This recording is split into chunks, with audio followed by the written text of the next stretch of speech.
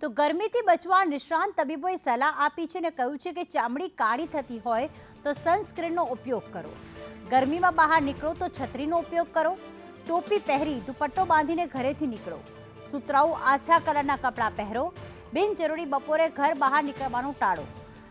સાથે જ ધાધર, skin infection, ખંજવાળના case પણ વધ્યા છે। ચામડીના કેસમાં 10 થી 15% વધારો થયો।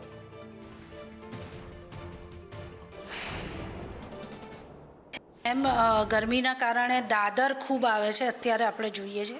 આ સિવાય બીજા ચામડીના ઇન્ફેક્શન જેવા ગુમડા થવા, અળૈયો થવી, ગરમીના કારણે એમને પણ પરસેવાના કારણે ખંજવાળ આવવી, આ બધું ખૂબ જોવા મળે છે। હીટ સ્ટ્રોક થાય જ્યારે માણસને, ત્યારે પણ ચામડીની અંદર પણ એની અસર થતી હોય છે।